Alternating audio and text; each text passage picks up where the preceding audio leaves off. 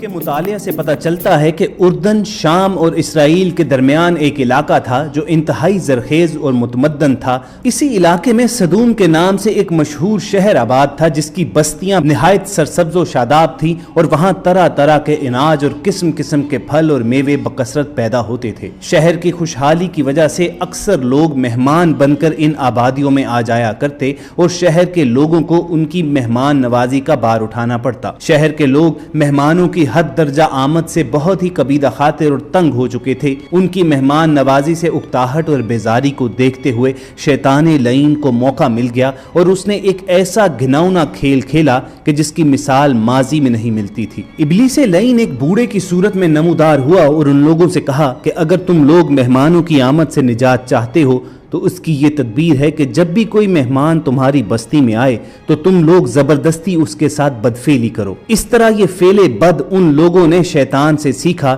پھر رفتہ رفتہ اس برے کام کے یہ لوگ اس قدر عادی ہو گئے کہ عورتوں کو چھوڑ کر مردوں سے اپنی شہوت پوری کرنے لگے۔ اس کے علاوہ بھی یہ قوم حد درجہ اخلاق سے گرتی رہی۔ یہ مسافروں کو لوٹ لیتے، سرعام دھوکہ بازی کرتے اور یہ کام فخری انداز سے کرتے۔ سب سے گھٹیا فعل ہم جنس پرستی تھا جس میں یہ قوم مبتلا تھی اور کوئی بھی محفل اس کام کے بغیر ادھوری سمجھی جاتی۔ خاص کر مسافروں میں سے کوئی خوبصورت لڑکا آتا تو یہ لوگ اسے اپنا شکار بناتے۔ الغرض یہ قوم سرکشی میں حد سے گزر گئی۔ اللہ تعالیٰ نے حضرت لوط علیہ السلام کو شہر صدوم کی جانب پہلے سے روانہ کر رکھا تھا۔ آپ حضرت ابراہیم علیہ السلام کے بھتیجے تھے۔ آپ نے اپنی قوم کو جب شیطان کے چنگل میں دیکھا تو ان لوگوں کو اس فعل بد سے منع کرتے ہوئے فرمایا، جس کا ذکر قرآن کریم میں بھی ہے کہ تم وہ بے حیائی کرتے ہو جو تم سے پہلے جہان میں کسی نے نہ کی۔ تم تو مردوں کے پاس شہوت سے جاتے ہو عورتوں کو چھوڑ کر، بلکہ تم حد سے گزر چکے ہو۔ حضرت لوط علیہ السلام کی یہ اصلاحی باتیں سن کر ان کی قوم نے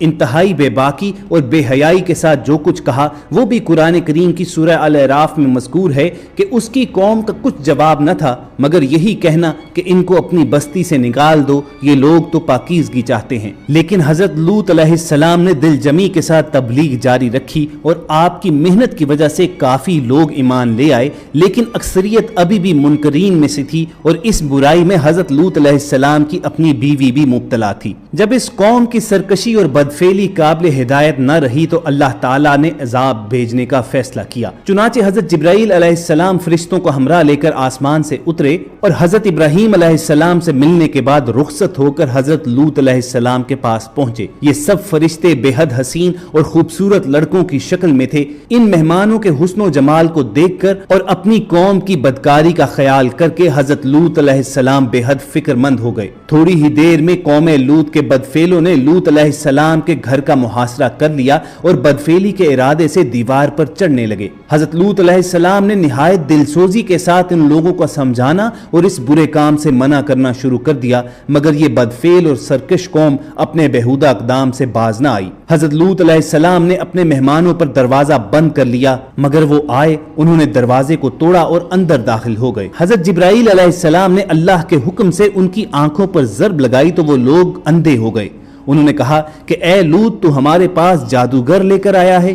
چنانچہ انہوں نے آپ کو بڑی دھمکیاں دیں اور آپ علیہ السلام دل ہی دل میں فکر مند ہوئے کہ جب یہ فرشتے چلے جائیں گے تو میری امت مجھے اذیتیں دے گی۔ فرشتے اب تک یہ منظر خاموشی سے دیکھ رہے تھے۔ جب ان اوباشوں کی گستاخی اور حضرت لوط علیہ السلام کی پریشانی اور بے بسی کی انتہا ہو گئی تو جبرائیل علیہ السلام گویا ہوئے کہ آپ ڈریے نہیں، میں آپ کے رب کی طرف سے بھیجا ہوا ہوں۔ اے لوط گھبراؤ نہیں اور دروازہ کھول دو اور ان کو آگے آنے دو۔ اب ان ظالموں کی مہلت کی گھڑیاں ختم ہو گئی ہیں، صرف صبح ہونے کی دیر ہے اور صبح کے طلوع ہونے میں اب زیادہ وقت نہیں۔ خواتین حضرات، اب سورہ ہود میں مذکور قرآن مجید کے الفاظ میں سنیے جس کا ترجمہ ہے کہ جب ہمارے بھیجے ہوئے فرشتے لوط کے پاس پہنچے تو وہ بہت غمگین اور تنگ دل ہوئے کیونکہ انہوں نے فرشتوں کو پہچانا نہ تھا۔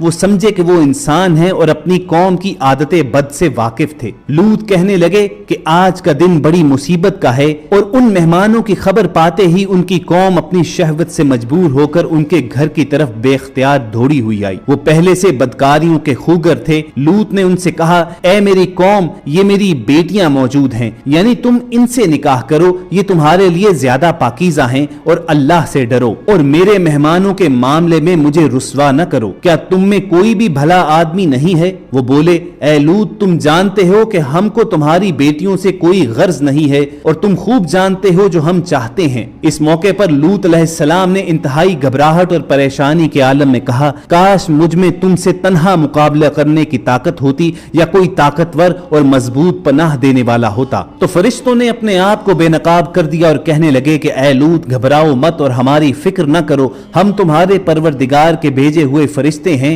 और ये तुम तक भी ना पहुंच पाएंगे। सो तुम कुछ रात रहे अपने अहलो अयाल को लेकर निकल जाओ, और तुम में से कोई भी पीछे मुड़कर ना देखे। बेशक इस कौम पर वो अजाब पहुंच कर रहेगा जो इनको पहुंचना है, बेशक इनकी तबाही के लिए सुबह का वक्त मुकर्रर है। फिर जब हमारा हुक्म पहुंचा तो हमने इनकी बस्ती को तलपट कर दिया। जिब्राईल अलैहिस्सलाम ने इस बस्ती को उठाकर बुलंदी से जमीन पर उल्टा कर पटक दिया, फिर इस पर पकी हुई मट्टी के पत्थर ताबड़तोड़ बरसाए। हर पत्थर खुदा की तरफ से नामजद किया हुआ था, और ये बस्ती कुछ ऐसी दूर नहीं है, मक्का से शाम का सफर करते वक्त रास्ते में पड़ती है। हजरत लूत अलैहिस्सलाम अपने अल्लाह के हुक्म से घर वालों और मोमिनीन को हमरा लेकर बस्ती से बाहर निकल गए।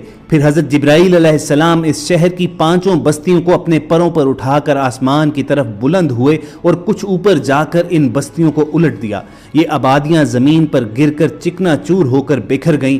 फिर कंकर के पत्थरों का एक मींह बरसा, और इस जोर से संगबारी हुई कि कौमे लूत के तमाम लोग मर गए, और उनकी लाशें भी टुकड़े टुकड़े होकर बिखर गईं। ऐन उस वक्त जबकि ये शहर उलट पलट रहा था, हजरत लूत अलैहिस्सलाम की एक बीवी जिसका नाम वाइला था, जो दर हकीकत मुनाफिका थी और कौम के बदकारों से मोहब्बत रखती थी, उसने पीछे मुड़कर देख लिया और ये कहा कि हाय मेरी कौम। ये कहकर वो खड़ी हो गई। फिर अजाब इलाही का एक पत्थर उसके ऊपर भी गिर पड़ा, और वो भी वहीं हलाक हो गई। चुनाचे कुरान मजीद में हक ताला सूरतुल आराफ में इरशाद फरमाते हैं कि हमने उसे और उसके घर वालों को निजात दी, मगर उसकी औरत वो रह जाने वालों में से हुई, और हमने उस पर भी मींह बरसाया, तो देखो उसका कैसा अंजाम हुआ मुजरिमों की तरह। जो पत्थर उस कौम पर बरसाए गए वो कंकरों के टुकड़े थे, और हर पत्थर पर उस शख्स का नाम लिखा हुआ था जो उस पत्थर से हलाक हुआ। मुफस्सरीन कुरान कहते हैं कि उस औरत की लाश आज भी उन पत्थरों में अल्लाह ताला ने आने वाली उम्मतों के लिए इबरत के लिए महफूज करके छोड़ दी।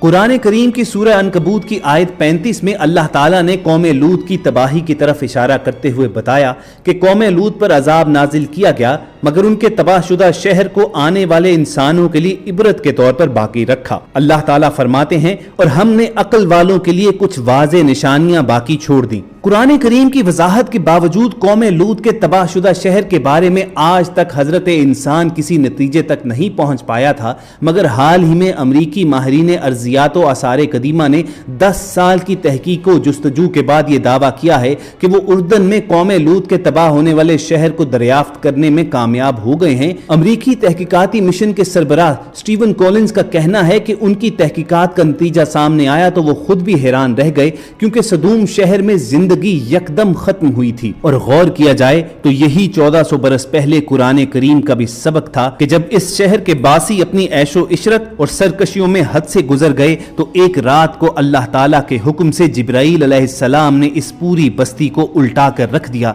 और यहाँ पर यकदम जिंदगी का खात्मा हो गया। ये भी कुरान करीम ही का एजाज है कि कौमे लूत के जिस शहर को आज अमरीकी माहिरीन ने दरियाफ्त करने के बाद उसके 2 हिस्से बताए हैं, आज से 14 सदियां कबल कुरान ने भी इसके 2 हिस्सों ही की निशानदही की है। सूरह हूद की आयात में कुरान ने अदना का लफ्ज यानी ज़ेरी के लफ्ज में इसकी वजाहत की है। तो ये तो उस शहर सदूम की तफसील है कि जिसको अमरीकी माहिरीन अर्जियात व आसार कदीमा ने दरियाफ्त किया है, और उसकी तमाम निशानियां वही हैं जो 1400 बरस कबल कुरान करीम में अल्लाह ताला ने बयान फरमा दी थी। जहां तक ताल्लुक है हज़रत लूत अलैहिस्सलाम की उस बीवी वाइला का जिसे निशाने इबरत बना दिया गया था, तो बाज रिवायात के मुताबिक उसे पत्थर की बना दिया गया, और उसका बुत आज भी उर्दन में बहेरा मुर्दार के पास मौजूद है। दोस्तों, इस हिकायत से कुछ निकात जरूर वाज़े होते हैं कि जो अल्लाह की नाफरमानी करेगा वो अल्लाह के अजाब का जरूर हकदार बनेगा, और किसी एक की नेकी दूसरे के काम नहीं आ सकती। यहाँ तक कि अंबिया भी अल्लाह के फैसले के सामने बेबस हैं,